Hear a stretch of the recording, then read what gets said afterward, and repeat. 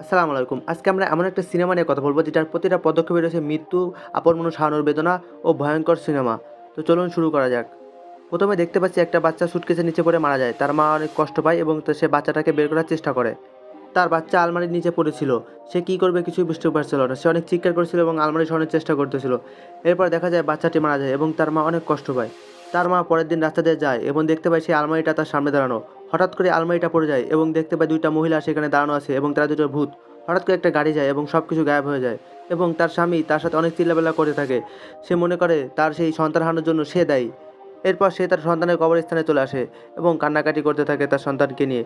হঠাৎ করে সে পিছনে তাকায় এবং দেখতে পায় সেই ২টা মহিলা সেইখানে। সে দেখে অনেক ভয় পেয়ে যায় এবং সে দৌড়ে কবরস্থান থেকে বাসায় চলে যায়।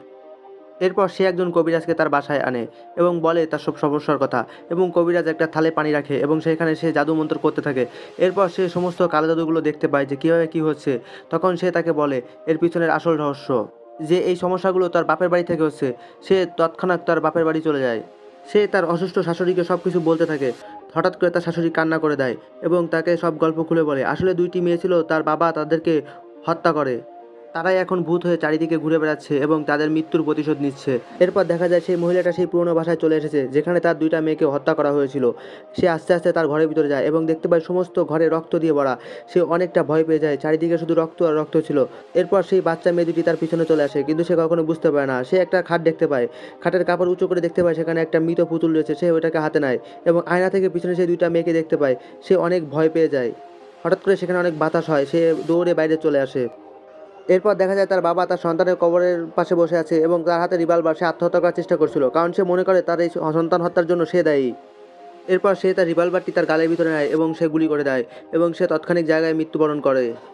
এর পরের দৃশ্যে দেখা যায় তার শাশুড়ি তার বাড়িতে ছিল। হঠাৎ করে তাদের দরজায় কে যেন আসে এবং সে দরজা খুলে দেখতে পায় ৩টা ভূত সেখানে দাঁড়ানো। সে অনেক ভয় পেয়ে যায়, সে দ্রুত দরজা দিয়ে দেয়।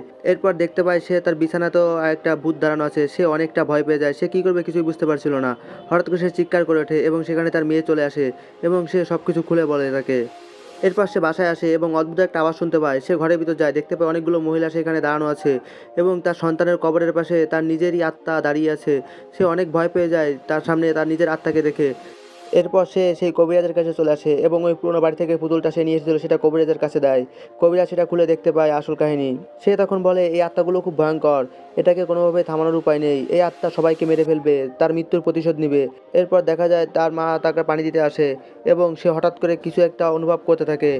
হঠাৎ করে তার গালের ভিতর থেকে কিছু একটা বের হয় এবং সে হঠাৎ করে আত্মা হয়ে যায় এবং সেইখানে জায়গায় মৃত্যুবরণ করে। এরপর তার বড় মা তার পাশের রুমে চলে আসে। মেয়েটি তার বড় মাকে দেখে